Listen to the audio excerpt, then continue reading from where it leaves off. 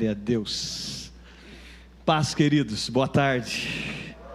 Tem alguém feliz aí? Diga amém. Que alegria, antes até de começar aqui, estou muito feliz. É um prazer enorme para mim estar aqui e me sinto de fato em casa. Essa família é muito especial, tem inspirado o nosso coração de uma maneira muito especial. Eu amo isso porque o Evangelho não é sobre velocidade, é sobre distância, né? E a gente vê muita igreja nascendo, mas depois de 25 anos, vê os mesmos pastores, né, cuidando da família, do casamento, tendo filhos que honram o legado, a história. Isso não é em qualquer lugar. Então, eu diria para você, eu li essa semana Richard Baxter, um teólogo do século XVI, que Spurgeon diz que era para ele o maior canal de inspiração. Ele diz: se você quer ser guardado de heresias, tenha pastores nos quais você confia. Ame pastores e tenha pastores nos quais você confia. E nunca foi um tempo tão herege quanto o nosso, né? Porque nós somos uma geração do politicamente correto, e a Bíblia não é politicamente correta, a Bíblia é a verdade. E num tempo como esse nós vamos precisar de pastores, mas também não na ilusão de que pastores jovens podem mudar o mundo. Você sabe, tem vários pastores jovens, quando eles surgem sem um rastro, normalmente o destino é curto, precisa de vir acompanhado de algo que Deus está fazendo. Eu louvo a Deus por aquilo que Deus está fazendo nessa igreja, pela vida dos pastores de vocês, por aquilo que eles carregam, pela graça que eles carregam. Eu queria que você aplaudisse a Jesus pela vida desses pastores tão especiais, por essa igreja tão linda. Glória a Deus. Você está feliz de estar aqui? Feliz por essa história? Feliz por esses 25 anos? Obrigado, Jesus. Será que você pode erguer sua mão e agradecer por um minuto por essa igreja? Jesus, obrigado por esses 25 anos. Foi o Senhor que colocou essa igreja nessa região. É o Senhor que tem sustentado esse povo nessa região. Essa igreja nasceu fruto da Tua Palavra, e tudo que é fruto da Tua Palavra permanece. Tudo aquilo que é fruto da Tua Palavra produz frutos, produz consistência, realidade, e nós Te louvamos, mas nós cremos que tudo que o Senhor fez até hoje é menor do que aquilo que o Senhor vai fazer. E eu quero começar essa noite profetizando que toda a temporada, todos os milagres, toda a provisão, toda a visão, toda a liderança, tudo aquilo que o Senhor fez até hoje é menor do que aquilo que o Senhor ainda vai fazer nesse lugar. Nós estamos gratos pelos últimos 25 anos, mas nós estamos preparados, caso o Senhor não volte, para os próximos 25 anos, daquilo que o Senhor vai fazer, daquilo que o Senhor vai produzir. E eu profetizo sobre esse lugar que os maiores líderes desse lugar ainda não surgiram. Eu quero declarar que os seus filhos serão grandes líderes nessa casa. Quero declarar que os seus netos vão frutificar nesse lugar. Eu quero liberar uma profecia que a próxima geração será maior que a geração que está. Eu quero declarar uma palavra que a glória da segunda casa vai ser maior do que a glória da primeira casa. E eu profetizo que essa igreja vai ter olhos para o futuro. Por isso nós Te louvamos por aquilo que o Senhor já fez, mas nós nos enchemos de expectativa por aquilo que o Senhor ainda vai fazer. Por isso nós profetizamos nessa noite que seja uma noite de renovo.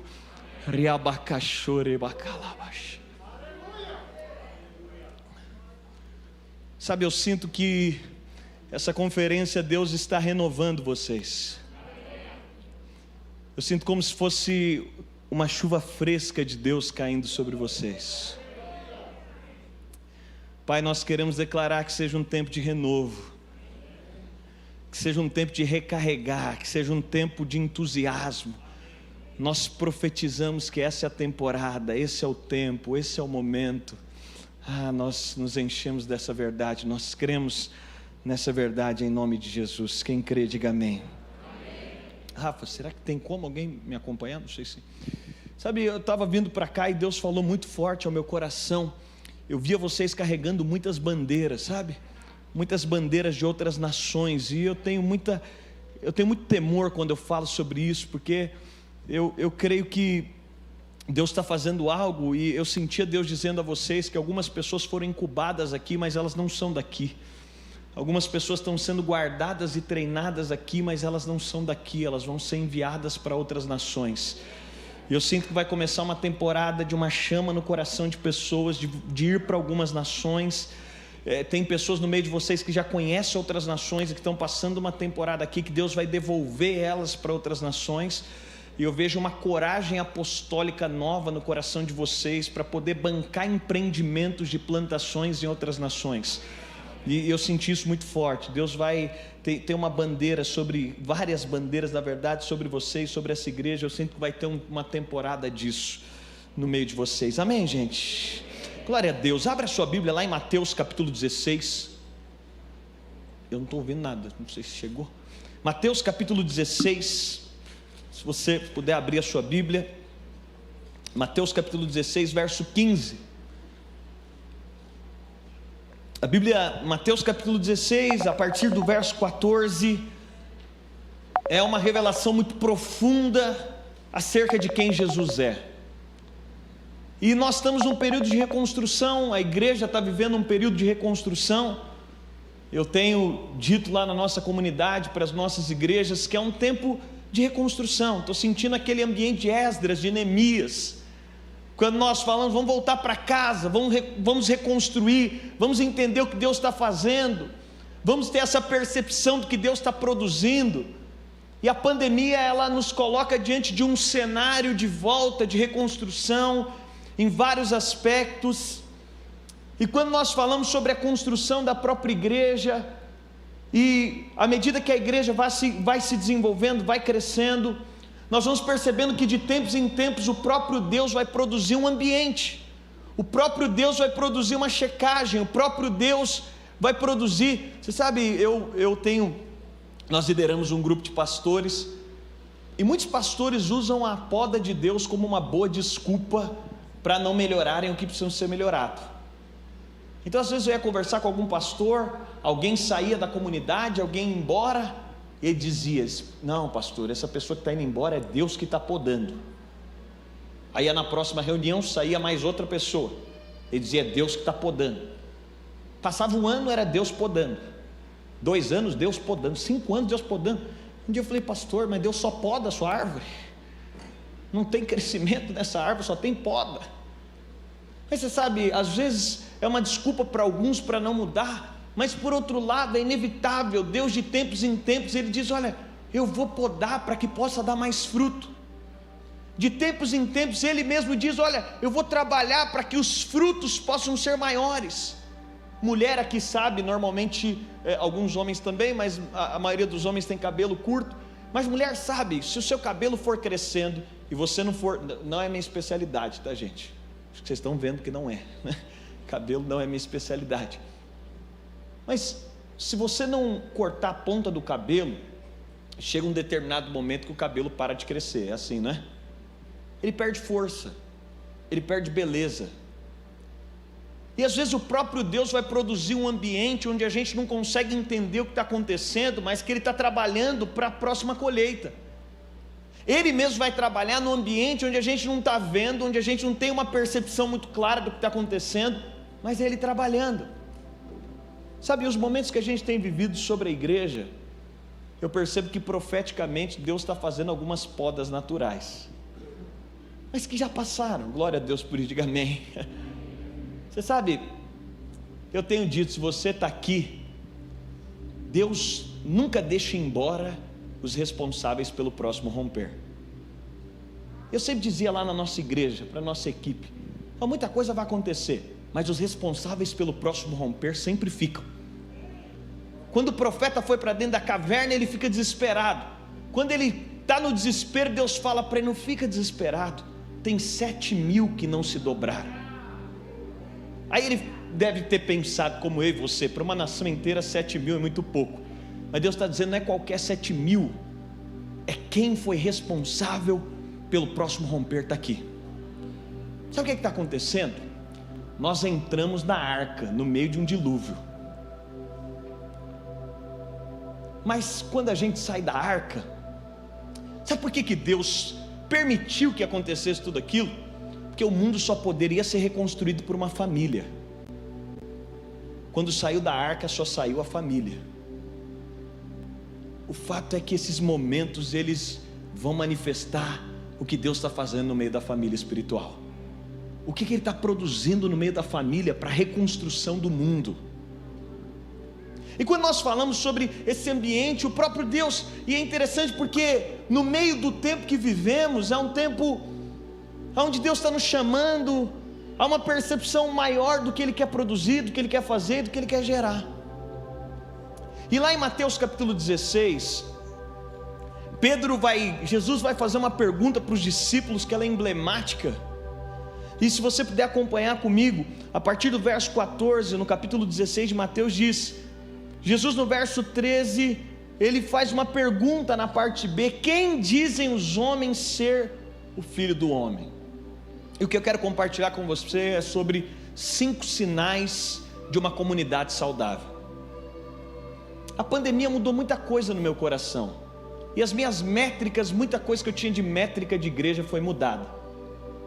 Muita coisa que eu achava que devia ser depois da pandemia, e você fez isso com todas as áreas da sua vida. A gente reavaliou. Tem mais alguém que fez isso?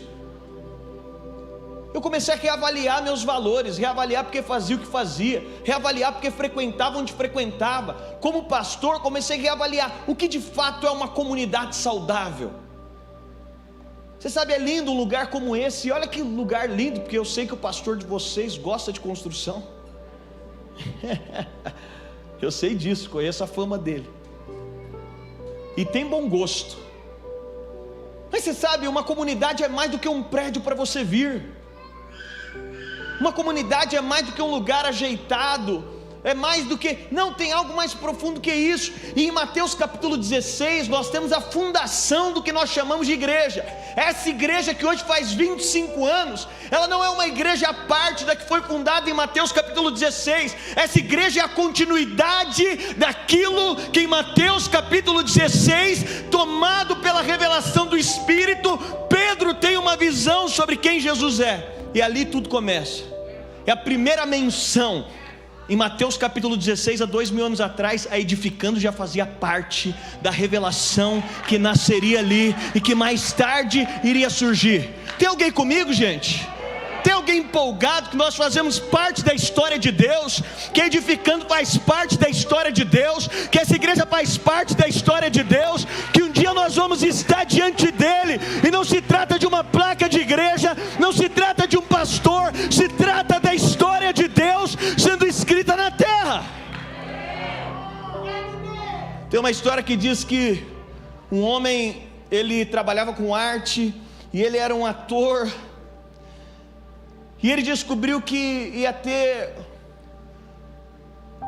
eles iam recrutar pessoas para fazer um filme, ia ter uma seleção, e ele vende tudo que ele tem, ele vai para a cidade grande, ele deixa o interior, ele chega lá, ele participa da seleção do filme, e ele é recrutado para participar do filme, e ele fica muito feliz, muito alegre. Ele manda carta para casa e diz: olha, eu vendi tudo, eu gastei tudo que eu tinha, sobrou pouca coisa, eu estou muito feliz porque eu vou participar desse filme, eu estou muito empolgado por isso. E aí ele começa a participar do filme, e um tempo depois ele chega na sua cidade, e ele diz: gente, o que me restou, eu vim aqui buscar vocês, porque eu vou comprar para a cidade inteira, para todos vocês, tudo que me restou, eu vou comprar porque vocês vão me ver no filme, e eu vou comprar o bilhete para todo mundo, e todo mundo vai participar, vocês vão me ver no filme, porque eu participei do filme. Então ele gasta todo o resto de dinheiro que ele tinha, e ele leva todo mundo, a cidade inteira, para poder assistir o filme. E eles estão assistindo o filme, e o filme era um filme longo, um filme de mais de 3 horas, e eles assistiram um filme ao longo de 3 horas, e todo mundo viu o filme. E quando saiu do filme, na porta estava todo mundo dizendo: rapaz, você viu ele? E uns diziam: olha, teve uma cena que estava cheio de gente, e que lá no fundo eu acho que eu vi ele. E outros diziam: eu não vi, talvez eu abaixei para pegar pipoca, e eu acho que foi tão curto a passagem dele que eu não vi. E eles diziam: não, mas o artista principal, ele apareceu no filme inteiro, ele eu vi, mas eu estava achando que ele era o artista principal, porque afinal ele gastou tudo, afinal ele deu tudo que ele tinha, e ele nos trouxe aqui, e eu achei que ele era o artista principal. E aquele homem depois ele fica muito frustrado, porque no fim o filme não era sobre ele. No fim, ele só era um protagonista num filme que já estava pronto. Você sabe, a tragédia da vida é você achar que o filme é sobre você. Tem uma história que está acontecendo há milhares e milhares de anos. Há uma história que na verdade ela não teve nem início e não vai ter fim, porque tudo diz sobre Ele.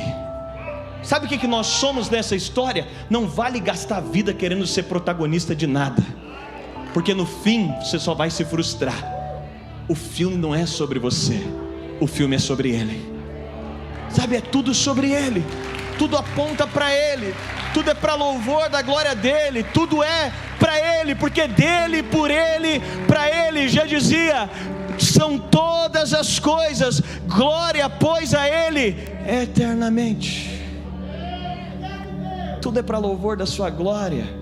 Por isso não interessa os pastores, não interessa os líderes, tudo que fazemos não é para nós, nós só somos protagonistas. Esse filme está passando. Em Mateus capítulo 16, a Bíblia diz no verso 13, que Jesus faz uma pergunta: quem dizem os homens ser o Filho do Homem? Entenda, isso não é qualquer pergunta bíblica, essa é a pergunta que nos trouxe salvação. No dia que você pôde responder, Jesus é o Cristo de Deus, é o dia que você é salvo. Se me perguntarem por que você tem convicção de que você vai entrar no céu e morar eternamente, não é pela casa que eu moro, não é pelo título que eu tenho, não é pela família que eu vim, não é pela Bíblia simplesmente que eu carrego no braço, é porque eu sei que Jesus é o Filho de Deus. E essa é a pergunta dele: quem dizem os homens que eu sou? Ei, tem alguém comigo aqui? Tem alguém comigo? Será que seu coração está em chamas sobre o que Deus vai fazer aqui?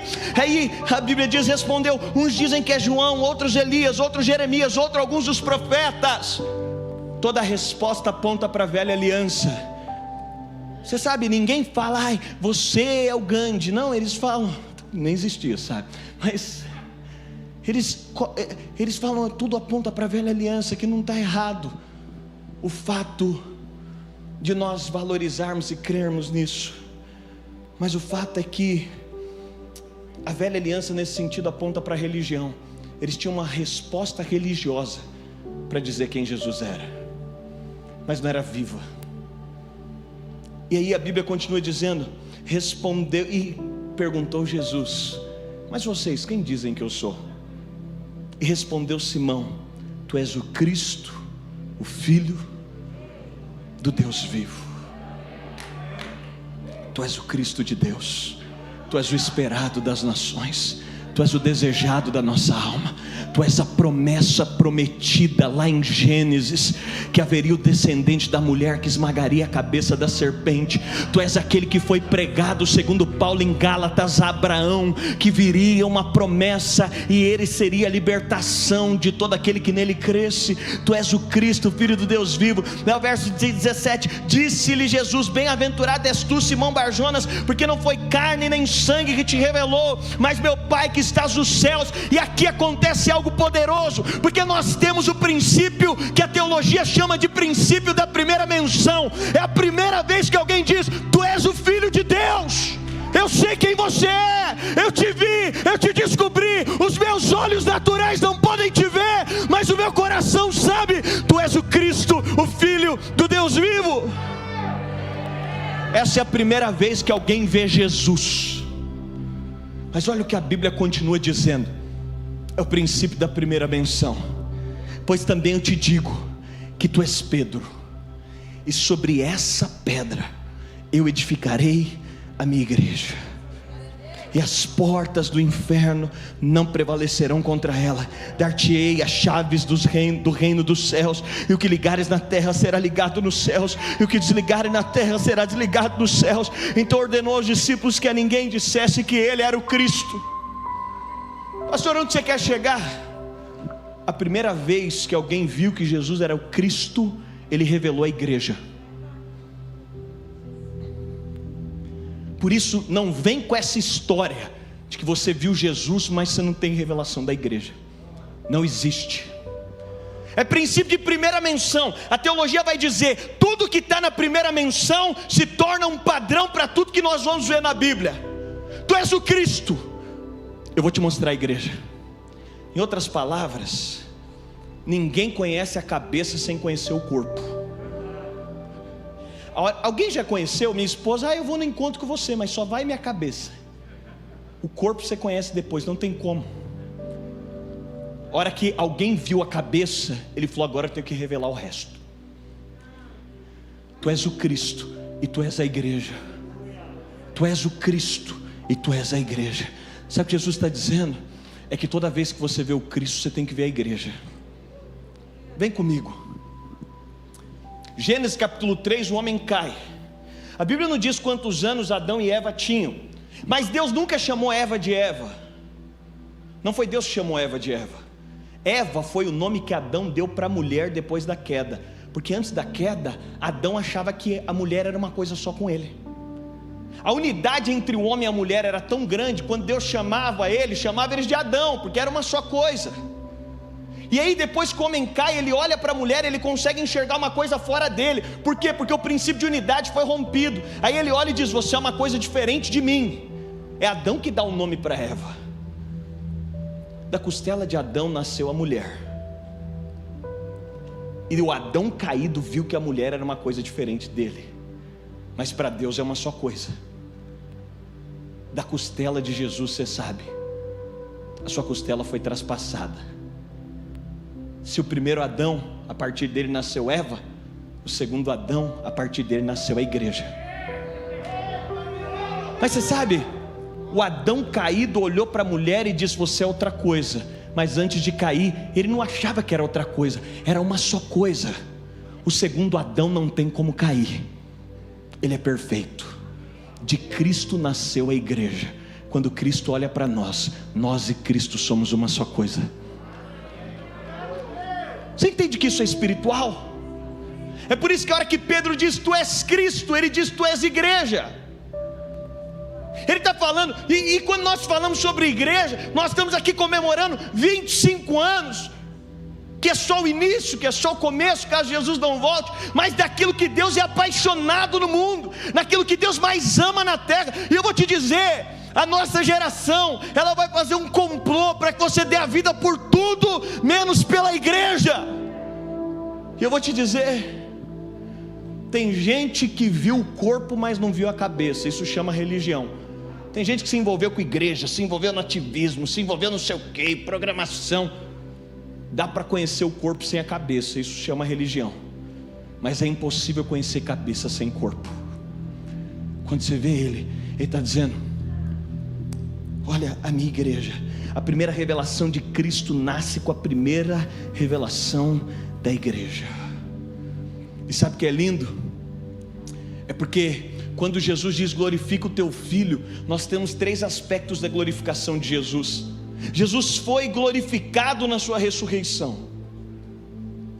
Cristo ressurreto, glorificado, primeiro homem cuja morte não pôde vencer. Mas tem 3 aspectos da glorificação.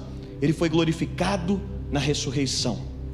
Ele está sendo glorificado na igreja.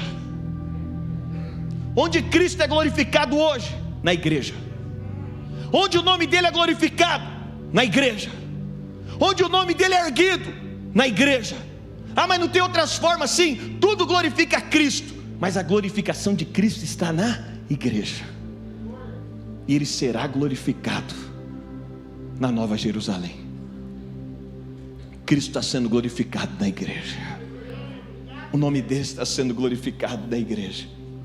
Mas eu quero compartilhar com você aqui rapidamente 5 sinais de uma igreja que é saudável.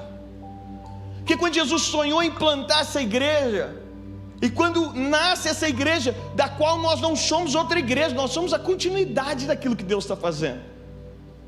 Continuaremos até a sua vinda. Tem alguns sinais de uma igreja que é saudável, e que essa igreja vive, e que eu quero te chamar a essa realidade para o seu coração, porque nós somos a igreja de Cristo, nós juntos somos a igreja de Cristo. Isso tem a ver com valores que Deus quer colocar no nosso coração. Primeiro, um sinal de uma comunidade saudável é que ela centraliza Cristo. A igreja deve ter não só uma única mensagem, mas uma mensagem que é o fundamento de todas as outras: Cristo. O fundamento de todas as mensagens é Cristo. O motivo de tudo é Cristo. Se cantamos, precisa ser para Cristo. Se fazemos trabalho para as crianças, é para Cristo. Se viemos aqui aos domingos, é para Cristo. Se damos o nosso recurso, é para Cristo. Você sabe, esse entendimento é tudo através de Cristo. É Cristo sendo revelado na igreja, é o poder. Lá em Lucas capítulo 9 nós vamos enxergar. Em Lucas capítulo 9 a Bíblia diz que quando nós enxergamos essa realidade de Cristo sendo revelado no Monte da Transfiguração, lá no verso 28, a Bíblia vai dizer que aparece numa nuvem Moisés, Elias e Cristo. E Pedro diz: deixa a gente fazer umas tendas aqui. E uma voz vem do céu e diz: esse é meu filho amado, a ele ouvi. Sabe o que ele estava dizendo? É que uma marca de cristianismo saudável é aprender a ouvir Jesus, é calar todas as vozes para ouvir o que Jesus diz. Está Moisés e Elias, mas está Jesus. Sabe o que isso quer dizer? Que toda experiência que não te leva para Jesus se tornou um problema na sua vida cristã. Você sabe, a maioria dos crentes são problemáticos porque tiveram uma experiência com algo que os impediu de chegar até Jesus.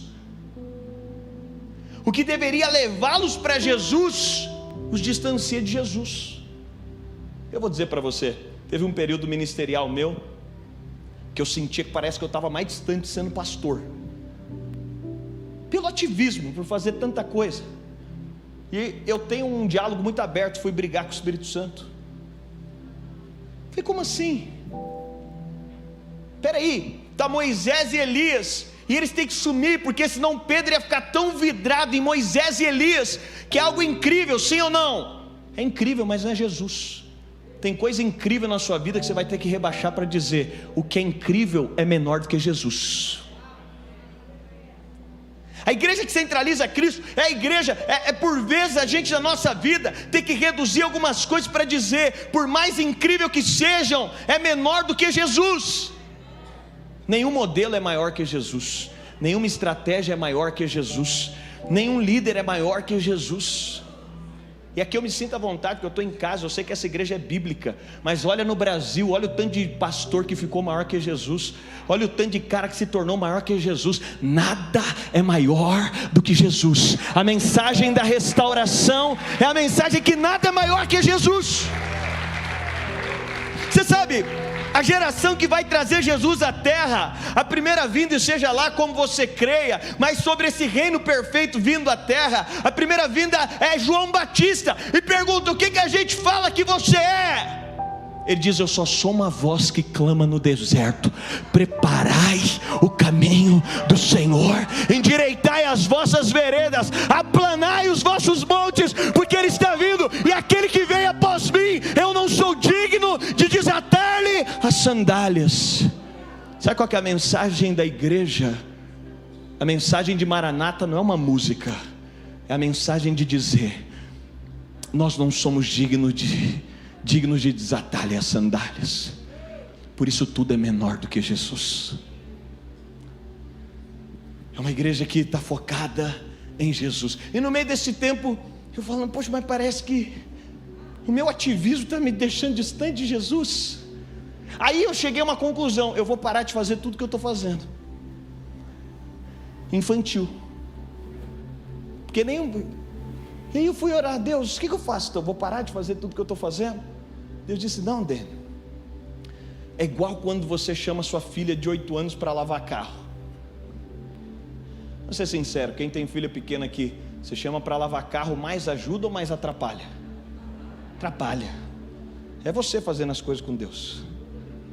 Eu falei: Deus, o Senhor podia fazer sozinho. Vamos ser sinceros, se não tivesse o homem na fórmula, não tinha falha, não tinha problema, não tinha melindre. Aí Deus falou: Dênio, mas o que é mais prazeroso? Levar no lava rápido ou lavar com a sua filha? Eu falei: lavar com a minha filha. Deus disse: então o ponto é esse: enquanto você está fazendo algo comigo, é mais do que o que está sendo feito, é o que eu estou fazendo em você enquanto faço com você. Você entende? Enquanto o carro está sendo lavado, é o impagável. É ele com o filho, é o impagável. Aí eu disse: Deus, mas peraí, parece que o senhor está tirando o carro e está chegando um caminhão. Aí Deus disse: porque quanto maior mais você vai precisar depender de mim. Por isso eu vou te dizer, não tem essa história, estou mais envolvido na igreja, parece que minha vida piorou. Não, é só você olhar pelo prisma correto. Eu estou mais envolvido, agora eu preciso depender mais. Eu estou mais envolvido, agora eu preciso de deixar que Ele faça mais. Sabe, quanto mais envolvido você tiver, menos da sua força você tem que usar, mais da força dele você tem que depender. Sabe por quê? Porque se dele é toda a glória, um dia nós vamos chegar diante de Deus, e eu acho isso incrível. Não sei você, mas eu gosto dessa ideia de ganhar uma coroa de Deus. Você gosta, Felipe? Eu gosto dessa ideia, vou ganhar uma coroa. Aí você vai estar na sala da coroa. Aí chega lá na sala da coroa, ele vai dar a coroa, vai dar a coroa para o Dênio e falar: está aqui, para o Felipe, está aqui a sua coroa. Aí o Felipe vai ficar todo orgulhoso.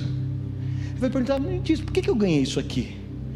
Porque, rapaz, olha tanto de país que você foi, olha que incrível que você tem vivido, olha a gente que você alimentou, que você pregou, que você salvou, que você restaurou, que você pastoreou, olha aqui. E está lá ele todo alegre. Daqui a pouco ele diz: gente, 1 minuto de silêncio, porque vai entrar o rei. Está todo mundo feliz com a sua coroa. Entra o rei. Felipe olha para ele, olha para o rei, olha para ele e diz: mas se eu alimentei pessoas, não foi por causa de mim, foi por causa dele. Se eu preguei para pessoas, não foi por causa de mim, foi por causa dele.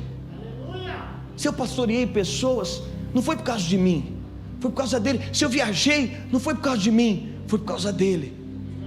Aí ele vai olhar para aquela coroa e dizer: quer saber? Essa coroa não é minha, essa coroa é dele. Você sabe, ele é o centro de todas as coisas, ele é o Senhor, ele é o primogênito de toda a criação, tudo é para ele. O primeiro sinal é de uma igreja que centraliza Cristo. O segundo é uma igreja que vive família. Gente, família não é uma forma de ser igreja, é a única forma de ser igreja. Eu gosto porque a Bíblia nos convida a um ambiente familiar. Aí tem gente que fala: isso é hipócrita. Todo mundo fala que é hipócrita viver família na igreja, porque a hipocrisia nasce nele. Porque o convite de Deus é: vem viver família. Quebra o protocolo e vem viver família. O que, em outras palavras, essa igreja, depois de entender que o centro dela é Jesus, eu vou entender então que agora, depois de entender Jesus como centro e receber do seu amor, agora o convite é amar os meus irmãos do jeito que Ele me ama. É me colocar à disposição das pessoas, é me colocar à disposição para ser família com as pessoas. Gente, o convite de Deus para nós, acho muito legal, porque Jesus na cruz, Ele olha para João e fala: João, Jesus não estava falando aquilo como forçação, Ele está dizendo: João, está aí ó, sua mãe, Maria, está aí seu filho. Em outras palavras, Jesus estava dizendo: eu quero que vocês vivam vínculos familiares, eu quero que vocês tenham relações saudáveis. Mas você sabe, isso não é emocional, isso não é só fruto da emoção, isso é fruto de uma percepção de coração. Nós somos a família espiritual de Deus. Deus não te colocou aqui então em vão, nem à toa. Você não caiu aqui de paraquedas. Eu sei que tem pessoas que estão anos aqui nessa trajetória. Nós somos a família espiritual de Deus. Primeiro, é uma igreja que centraliza Cristo. Segundo, é uma igreja que se propõe a viver família. Mas terceiro, é uma igreja que tem relacionamentos saudáveis. Diga assim comigo: relacionamentos saudáveis. Olha o que a Bíblia diz em Hebreus 12, 15. Se você tiver aí, é um bom versículo para você gravar. Hebreus capítulo 12, verso 15. Atentando diligentemente, porque ninguém seja faltoso, separando-se da graça de Deus, nem acha alguma raiz de amargura. Diga assim comigo: raiz de amargura. Não, com mais forte, diga: raiz de amargura. nem haja alguma raiz de amargura brotando vos perturbe, e por meio dela sejam contaminados.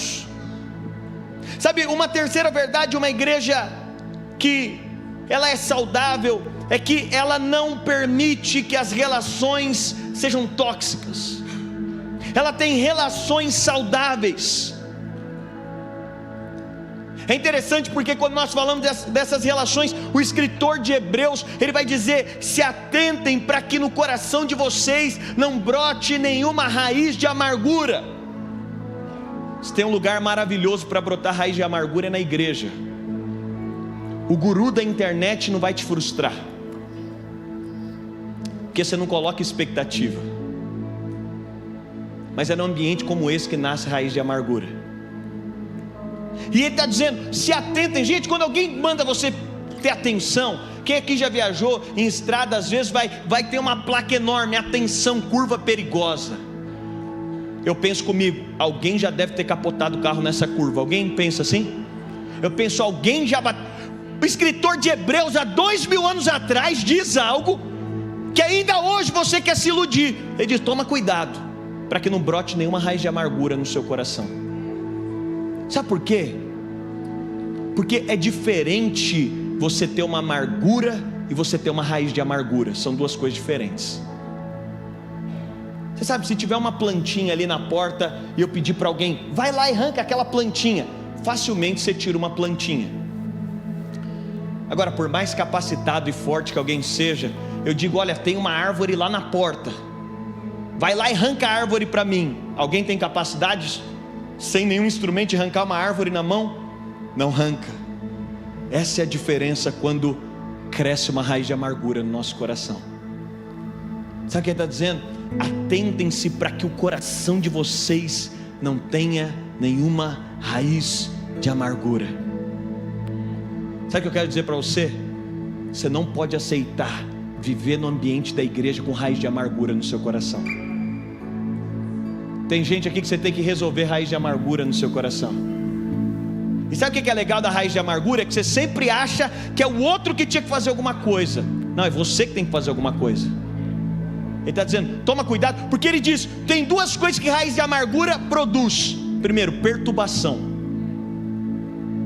Já viu aquela coisa? Você vai tomar banho, você está com uma raiz de amargura. Aí você fica pensando: se eu tivesse falado aquilo, mas eu vou dizer aquilo, mas olha como é, mas eu vi isso aqui. Pessoas com raiz de amargura se tornam perturbadas. Mas tem uma segunda verdade. Ela diz: isso também vai produzir contaminação. Uma igreja saudável centraliza Jesus, vive como família, mas tem relacionamentos saudáveis. Não aceita o seu coração estar contaminado com nada.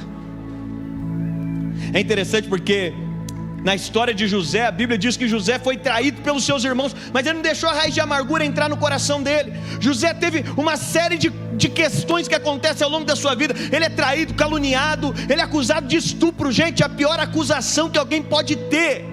É ou não é? Aí a Bíblia diz que ele vai ter 2 filhos, e são filhos proféticos. O primeiro filho, Manassés: Deus me fez esquecer da dor. E o segundo filho, Efraim: Deus me deu vitória. Deixa eu te falar, na sua vida você nunca vai ter vitória sem antes renunciar à dor. Todo o processo de Deus é: primeiro, Deus me fez esquecer da dor. Deus limpou meu coração, eu estou resolvido, meu coração está resolvido, minha alma está resolvida, não tem raiz de amargura. Pode ver aqui, não tem nada, meu coração não tem contaminação, não tem perturbação. Mas depois que Deus me dá Manassés, Ele diz: agora você pode ter Efraim.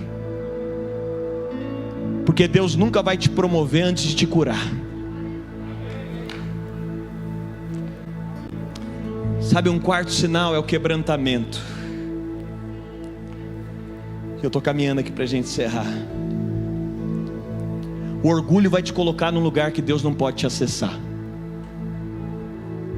Gente, o ambiente mais desesperador é o ambiente de igreja com gente orgulhosa, de gente que Deus não pode quebrar, A gente faz reunião atrás de reunião atrás de reunião, mas quando vem a luz do Espírito, acaba tudo. Calem-se as vozes que estão sobre os homens, só um tem direito de brilhar. Sabe, um sinal de uma igreja é que é uma igreja que é quebrantada. Lá em 2 Reis tem a história de Naamã. E na história de Naamã, Deus vai falar para Naamã: Naamã, é o seguinte, eu vou trabalhar com quebrantamento no seu coração. E deixa eu te perguntar, qual foi a última vez que você chorou? Qual foi a última vez que diante da glória de Deus você se quebrantou? Qual foi a última vez que diante da presença de Deus você colocou o seu coração, você permitiu Deus te tocar? Ei, nós estamos aqui no ambiente de conferência. Deixa eu perguntar, será que é só vir assistir e voltar para casa? Será que é assim a nossa vida cristã? Um sinal de uma igreja saudável é que tem quebrantamento, tem choro nos olhos, tem paixão no coração, tem rotas que são conduzidas pelo próprio Deus. Eu estava pensando em ir para cá, mas Deus mandou ir para lá. Eu não ia com a cara desse irmão, mas entrei no ambiente de quebrantamento. Deus falou: ele é tudo que você precisa para essa temporada. Mudei. Eu jamais seria liderado por fulano, mas cheguei no ambiente e Deus falou: fui eu que coloquei o fulano, só se submete. Tá difícil ouvir isso? Não é porque Deus não está falando, não, é porque você não está ouvindo. Faz tempo que você não escuta algo assim. Faz tempo que você não vai para um ambiente de contrição, e Deus diz para você: desce para a casa do oleiro. Por quê? Porque vinho é mais precioso do que uva, mas vinho é uva que foi quebrantada. Você sabe, o valor do evangelho está no seu quebrantamento.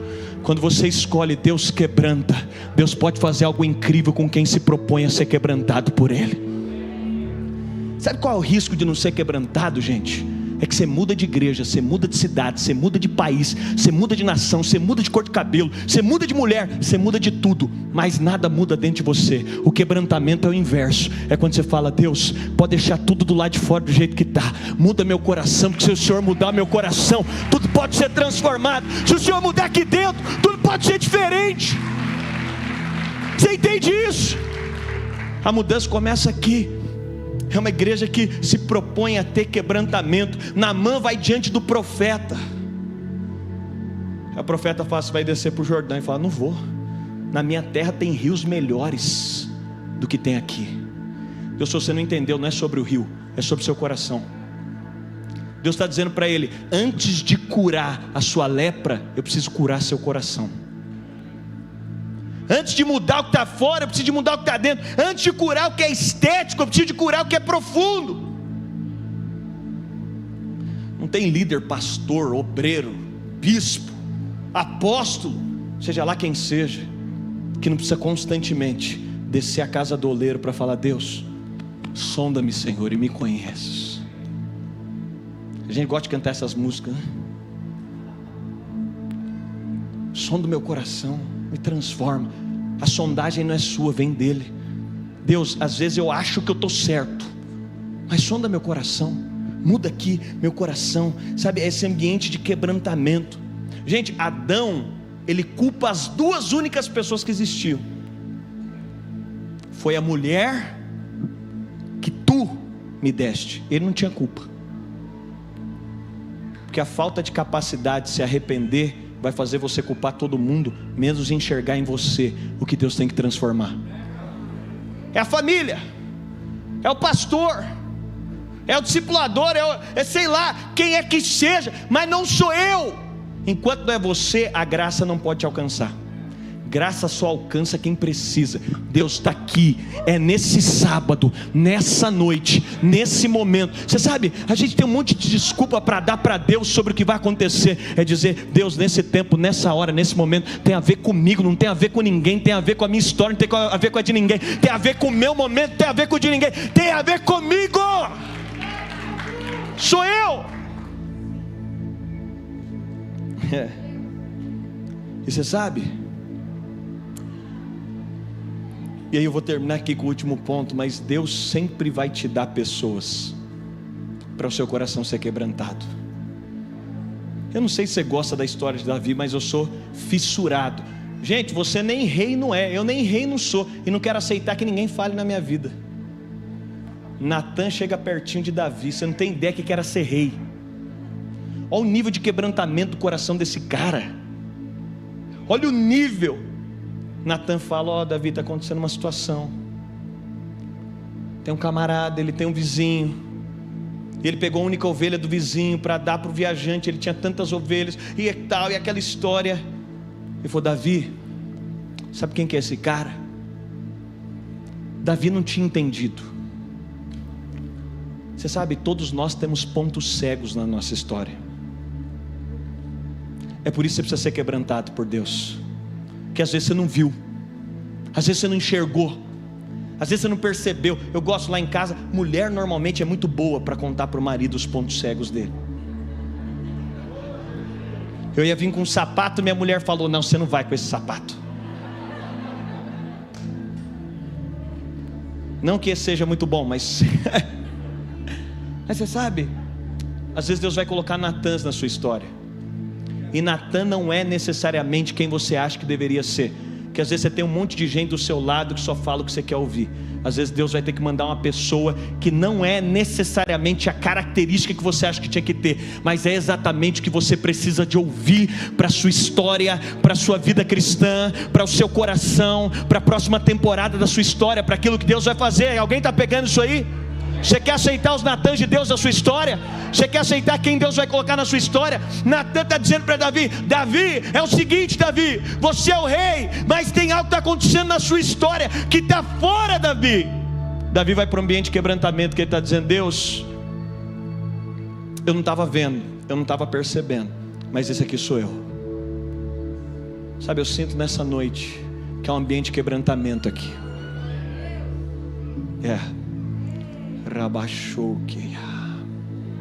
Sabe, eu sinto gente com o coração duro aqui, gente.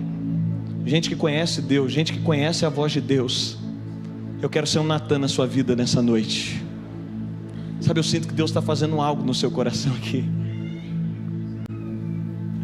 Ele vai dizer: cria em mim, ó Deus, esse Davi, um coração quebrantado e contrito. É interessante porque Jesus vai dizer: aprendei de mim. Você sabe o que Jesus tem para ensinar? Jesus não tem para ensinar o poder bélico, nem o líder incrível. Jesus não tem para ensinar o cara que é demais, o pregador de conferência. Jesus não tem para ensinar o empresário. Ele tem tudo isso também, mas antes de tudo isso, Ele tem para ensinar: aprendei de mim, que sou manso e humilde de coração, e acharei descanso para as vossas almas. Essa igreja é uma igreja de gente mansa e humilde de coração. O que nós vamos fazer? Nós somos movidos pela mansidão. Qual decisão nós vamos tomar? Nós somos movidos pela mansidão. Eu não estou entendendo muito bem. Eu sou movido pela mansidão. Não está muito claro para mim. Eu sou movido pela mansidão. Eu não estou tendo uma percepção clara. Eu sou movido pela mansidão. Aprendei de mim, que sou manso e humilde de coração, e acharei descanso para as vossas almas. Sabe o que ele está dizendo? O mesmo que o escritor de Hebreus diz. Ele diz: olha, enquanto na raiz de amargura existe perturbação, num coração humilde existe paz de coração, e encontrareis descanso para as vossas almas. Há um poder no quebrantamento. Há um poder no quebrantamento.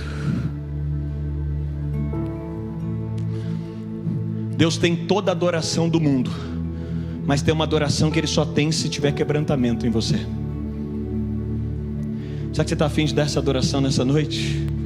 Ele tem toda a adoração que existe, mas tem uma adoração que é só sua, só quando seu coração está quebrantado, só quando você está percebendo a voz de Deus. E sabe o que é interessante? É que a Bíblia diz que ao soberbo Ele abate. Tem gente que às vezes fala: estou sendo abatido pelo diabo. Não, muitas vezes não é o diabo não, é Deus te abatendo por causa de um coração soberbo. Mas tem uma adoração que Ele ama ouvir. A adoração do quebrantamento é a adoração que flui da gente. Mas uma última característica para a gente fechar: é uma igreja que se move na gratidão. Tempo atrás um amigo foi numa das salas de cura da Bethel, vários síndromes de Down sendo curados, pessoas com câncer. Eu sei que aqui provavelmente tem pessoas que já foram lá. E eu falei para ele: você passou vários dias lá pegando a cultura, me explica qual que é o diferencial desses caras. Ele disse: eles me falaram, o diferencial é que quando as pessoas já chegam para a sala de cura, elas já chegam pulando e alegres, porque eles têm o conceito de que no céu não existe tristeza. Toda vez que você está triste, você está dizendo que Jesus é menor do que o que você precisava.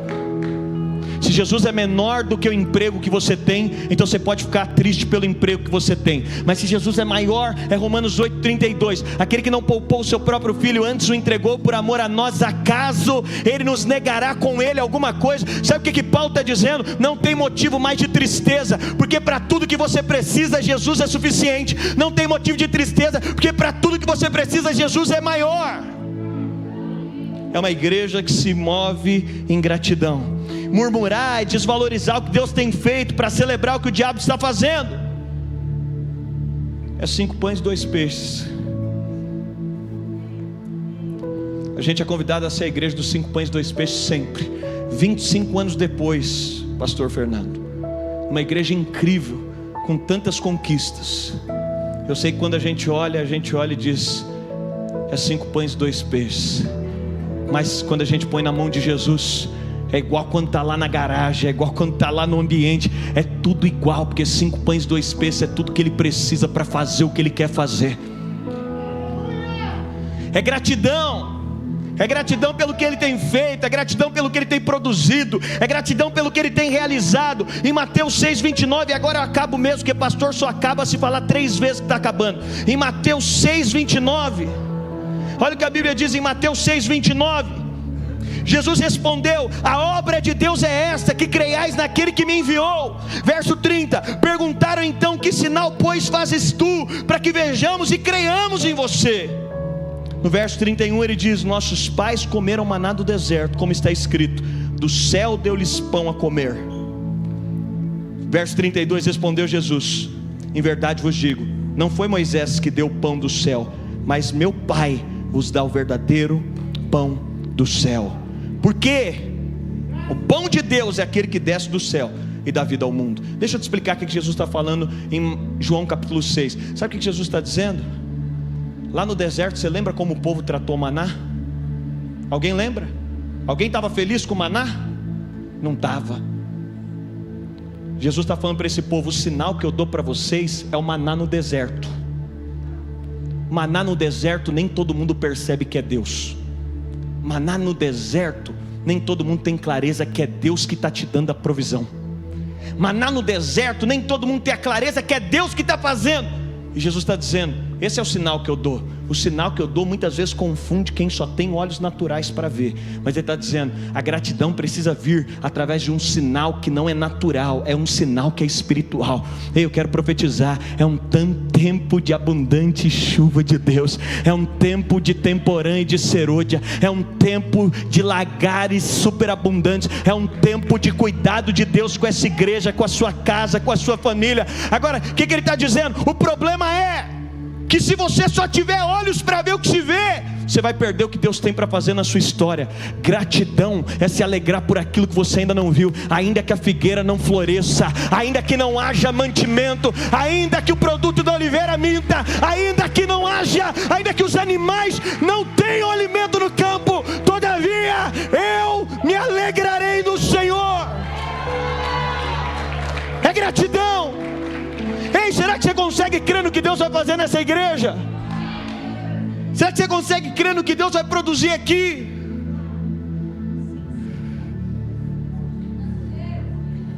Gratidão te leva à intimidade. Gratidão é uma escolha. Você sabe, às vezes a gente vai chegar na igreja e tem tanta gente querendo tanta coisa. A gente só precisa ser grato às vezes. A gente só precisa ser feliz pelo que Deus tem feito. Essa semana eu passei no Farol, encontrei um camarada vendendo bala, diferente do que muitas vezes a gente encontra. Ele falou: eu trabalho durante todo o dia, no final do dia minha família é de uma cidade remota. No final do dia eu venho vender bala para enviar dinheiro para minha família. Ele falou: não sei quantos dias da minha vida eu fiquei sem comer. Você sabe, a gente tem projetos sociais, trabalho, a gente ouve isso constantemente, mas às vezes a gente ouve para ajudar o outro, mas às vezes não é para ajudar o outro, é para Deus nos dizer: e aí, o que você vai fazer com o que você tem? O que você vai fazer com a história que você tem? Eu nunca fiquei um dia sem ter o que comer, nunca fiquei com a minha filha um dia sem ter o que comer, nunca na minha história. Aí eu olhei para aquele cara e disse: que Deus que eu sirvo! E aqui eu não estou falando sobre o Deus dele, eu estou falando sobre o meu, sobre a bondade dele comigo, sobre o favor dele com a minha história, sobre o cuidado dele. E às vezes eu quero tanta coisa, eu disse: Deus, obrigado, que o Senhor é tão bom para comigo.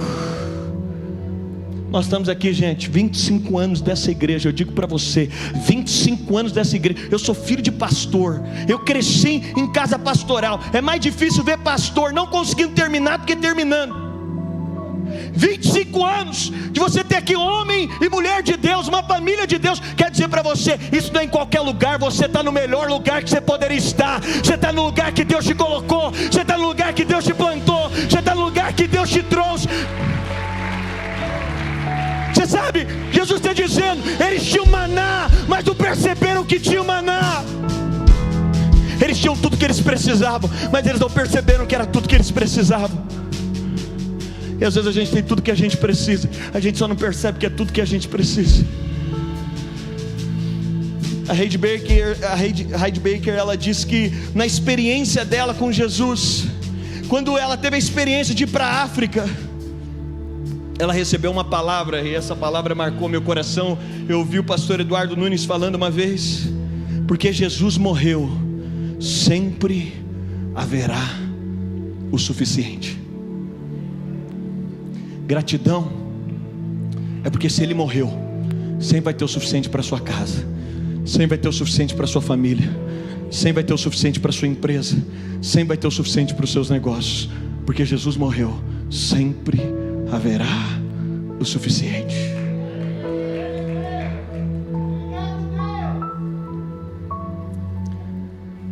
Uma comunidade que centraliza Jesus, uma comunidade que é família, uma comunidade que não deixa a raiz de amargura ganhar o coração, uma comunidade que tem quebrantamento e uma comunidade que tem gratidão. Quero orar com você nessa noite. Será que a gente pode ser grato por Jesus? Grato por aquilo que Ele tem feito aqui? Você sabe, 25 anos diz respeito. Eu gosto muito quando Paulo diz, e Paulo está falando das coisas boas também. Esqueçam sempre das coisas que para trás ficaram. Depois a Bíblia nos convida a olhar para o que é bom e ter esperança sobre aquilo. Mas Ele nos convida a dizer: olha para frente. O que eu tenho para fazer à frente é maior do que tudo que eu fiz para trás. O que eu tenho para realizar é maior do que tudo aquilo que eu fiz. Ah, Jesus. Ah, Jesus. Pai,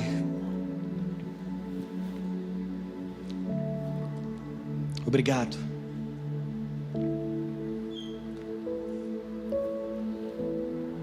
Xarababachou.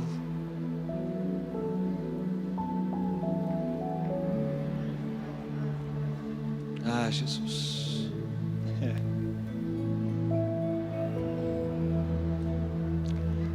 Gente, eu sinto muito forte. Deus está querendo quebrantar alguns corações aqui nessa tarde, nessa noite.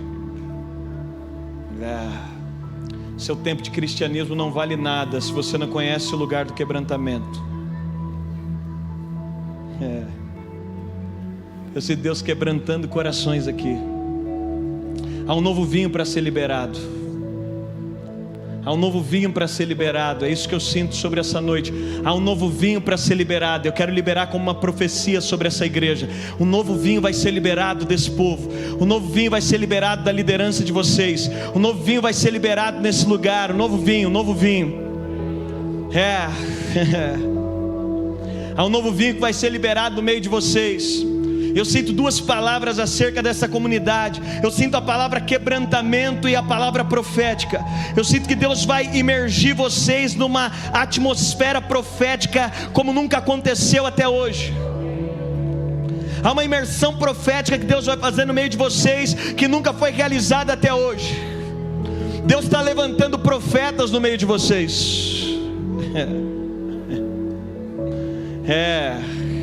Eu quero que você feche seus olhos. Tem gente aqui que você está faz tempo que você não flui.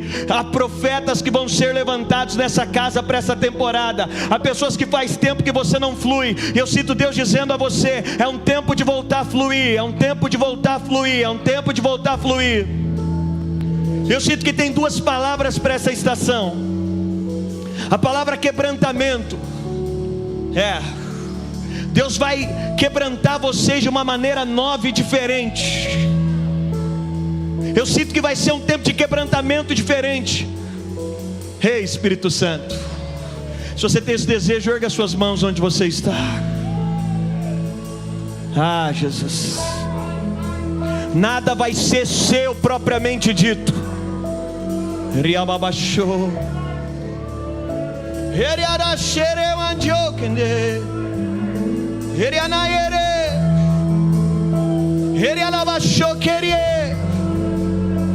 Se você pode, erga suas mãos como quem deixa ir. Erga suas mãos como quem deixa ir. Eu sinto que vai ser um tempo de quebrantamento.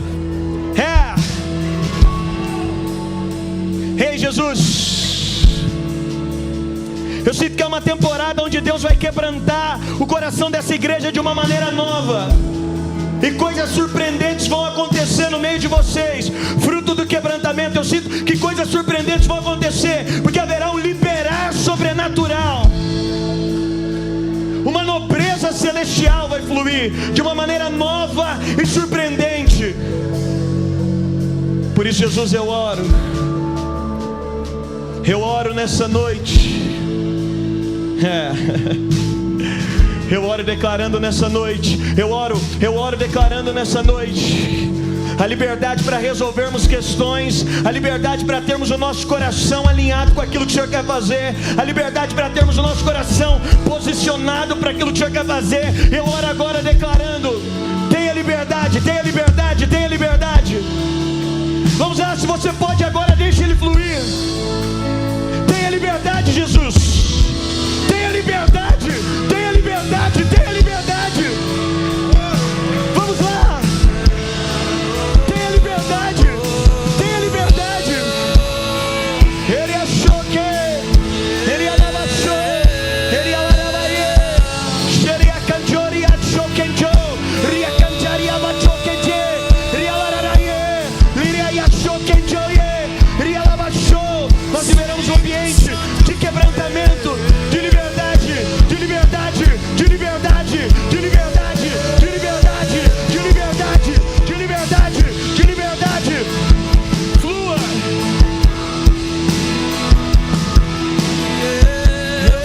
Espírito de Deus, Espírito de Deus.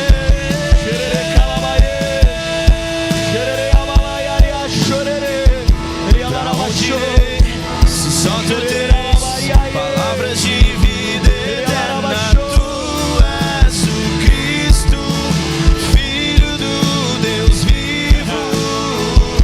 Pra onde irei, se só tu tens palavras de vida eterna? Tu és o Cristo, Filho do Deus vivo. Pra onde Esse Senhor aqui, esse Senhor que está sentado ao chão, eu sinto ter algo especial para essa próxima temporada da sua história. Eu sinto que Deus está fazendo algo tão especial. Eu sinto um tempo de alinhamento de coração para um propósito. Eu sinto Deus dizendo a você: a temporada que vem pela frente vai ser maior do que todas as outras que você já viveu na sua história. Eu sinto que esse tempo de alinhamento está preparando o seu coração. Eu sinto Deus dizendo: eu vou te dar pés como os da corça, os seus pés correrão. Você correrá e não se cansará. Você correrá e não se fatigará. Eu sinto Deus fazendo algo especial para essa temporada no seu coração. Porque eu sinto Deus dizendo: a sua vida não é sua e não são sobre os seus projetos. Sabe, eu não sei, eu sinto Deus te dando uma capacidade maior de enxergar os projetos de uma forma mais ampla. Ele te dando capacidade de ver de maneira mais ampla. E esse alinhamento no seu coração vem para essa temporada, para que você veja de uma forma mais ampla aquilo que Ele quer produzir. E eu sinto que nesse tempo, aquilo que Ele vai fazer está alinhado com algo. Por isso eu sinto Deus dizendo: não vá na sua força, não vá pela sua capacidade, não faça pela capacidade daquilo que você pode fazer. Mas eu sinto Ele dizendo a você: eu vou estilingar você. Eu sinto daqui para os próximos meses Deus está estilingando você. Eu sinto Deus dizendo a você: eu estou te colocando dentro desse lugar. Eu estou te colocando dentro desse lugar onde você pode ser estilingado para algo que eu vou fazer. Eu sinto que isso vai ser como uma marca daquilo que Ele quer produzir, daquilo que Ele quer gerar. Eu profetizo sobre você: os seus pés correrão mais rápido do que já correram. Eu profetizo sobre você, sobre o seu coração. Eu declaro sobre o seu coração. Eu declaro sobre o seu coração.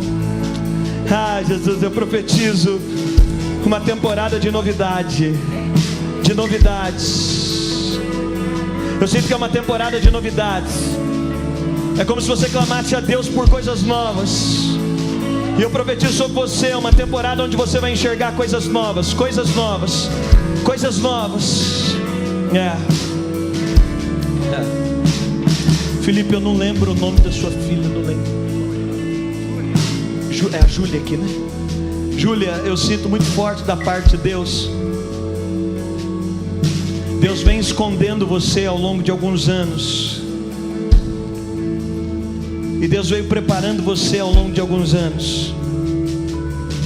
Eu sinto que é como se nessa temporada você dissesse: Deus, será que é o tempo já de me revelar? Será que essa é a temporada? E eu sinto Deus dizendo a você que Ele mesmo está cuidando de revelar você. Eu sinto Deus te dando uma visão nova sobre você mesma, sabe, Júlia? Eu vejo como se você começasse a se ver de uma maneira diferente. Eu sinto Deus dizendo a você que Ele vai te dar ferramentas novas para essa temporada. É como se para essa temporada você dissesse: Deus, eu não tenho as armas para lutar nessa temporada. Eu não tenho as armas necessárias para esse tempo. Mas eu sinto Deus dizendo a você: eu estou munindo você com armas novas. Eu sinto Deus trocando os seus olhos acerca de você mesmo. Deus está te dando novos olhos. Novos olhos, novos olhos, novos olhos. É como se você começasse a se enxergar numa perspectiva nova para esse tempo, porque tem a ver com aquilo que Deus vai fazer, com aquilo que Deus vai gerar, com aquilo que Deus vai produzir. E eu sinto que vai ser um tempo onde você vai operar de forma que você não operou antes. Eu sinto Deus dizendo a você: você vai operar de maneira que você nunca operou antes na sua história ministerial. Por isso eu sinto Deus dizendo a você: se prepare para aquilo que eu vou fazer por meio de você. Eu vejo como se fosse uma unção profética. Eu não sei quais são os seus dons de governo, mas eu vejo uma unção profética se apoderando de você, e um novo nível de autoridade em Deus tomando o seu coração. E eu vejo ousadia.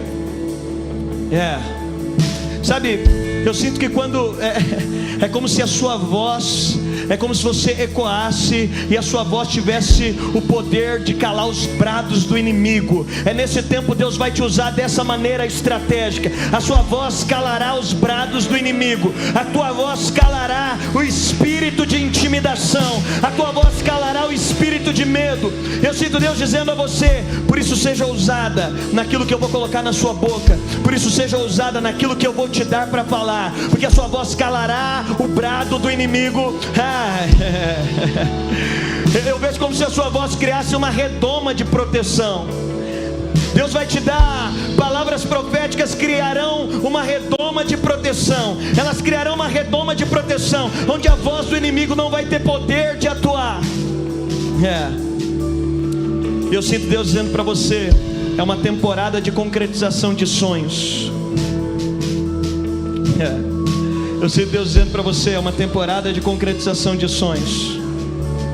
Eu sinto que é como se algumas coisas tivessem ficado nas últimas temporadas. É como se algumas coisas tivessem perdido um pouco do controle. É como se algumas coisas tivessem saído do seu controle. Mas eu sinto Deus dizendo a você: nada saiu do meu controle. Nada está fora do meu controle. Nada está fora daquilo que eu mesmo declarei que seria. Por isso eu quero liberar sobre a sua vida, sobre a sua história. Eu profetizo que é uma temporada de concretização de sonhos. Eu profetizo sobre a sua vida que aquilo que os olhos não viram, os ouvidos não ouviram, jamais chegou ao seu coração. Eu profetizo que nessa temporada Deus está organizando tudo aquilo que ficou desorganizado na última temporada. Eu profetizo que nessa temporada Deus está trazendo entendimento a tudo aquilo que não pôde ser entendido na última temporada. E eu declaro que será um tempo de realização de sonhos sobrenaturais, e Deus vai trazer às suas mãos algumas coisas que você jamais imaginou. Eu profetizo que a última palavra sempre vem de Deus. Ele é o Senhor de todas as coisas, Ele é o dono de todas as coisas, e Ele tem o poder sobre todas as coisas. Eu libero isso. Se você pode, erga suas mãos onde você está. Eu quero te chamar para a melhor temporada da história dessa igreja, para a melhor temporada da história das nossas células, para a melhor temporada da história daquilo. Tem alguém crendo nisso aqui nessa noite? Tem alguém crendo nisso? Pai, nós cremos, nós nos apropriamos, nós visualizamos. Por isso eu profetizo sobre essas duas palavras que eu sinto nessa noite. Eu profetizo um tempo de quebrantamento sobre esse povo. Esse povo não será povo de dura serviço. Eles não terão dura serviço, pelo contrário, eu profetizo uma temporada de quebrantamento. Se você pode, erga suas mãos. Deus está chamando essa igreja para o quebrantamento. Deus está chamando vocês para o quebrantamento. Eu profetizo que esse povo será um povo que entende e compreende a tua voz ainda mais, que percebe os teus desígnios e se rende a eles. Gente, eu sinto isso muito forte. Se você pode, erga suas mãos. Ei, Jesus, aumenta a tua presença nesse lugar.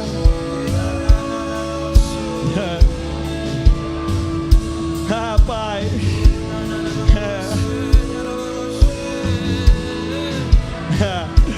Ei. Eu sinto ouvidos sendo mudados agora. Deus está te dando ouvidos espirituais para perceber o som do céu. Deus está te dando ouvidos que percebem um som que não é humano.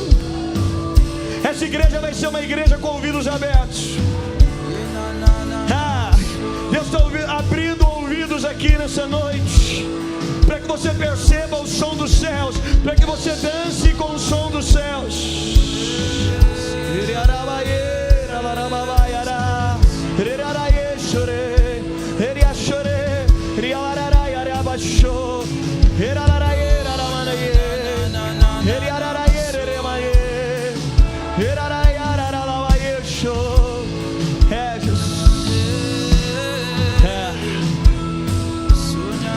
Eu quero encerrar com você que fluía ou flui no dom profético.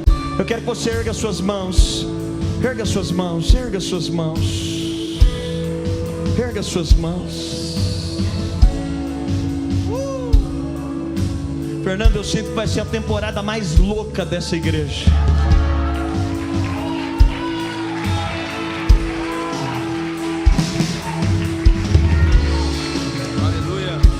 Eu sinto que novas canções vão fluir daqui, mas numa proporção estratosférica.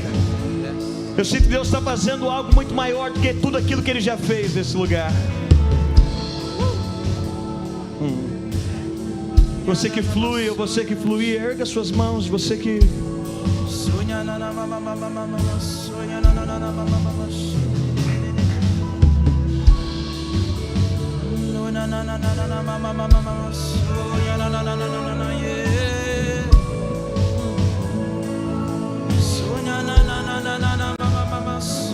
A palavra que eu sinto para essa noite é: preparai o caminho do Senhor.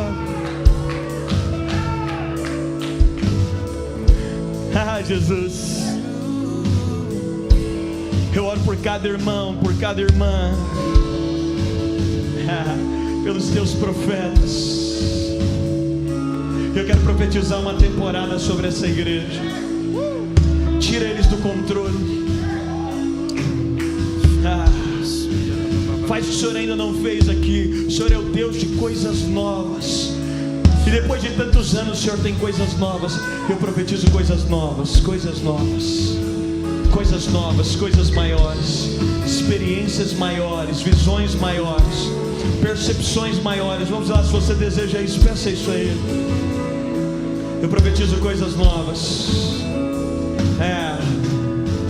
Eu profetizo sobre essa temporada quebrantamento e fluir no profético. Gente, eu amo vocês. É muito bom estar em casa, é muito bom estar com vocês. Obrigado, pastores, obrigado. Me sinto feliz de estar aqui com vocês. Vamos lá, erga suas mãos, deixa Ele fluir por um instante.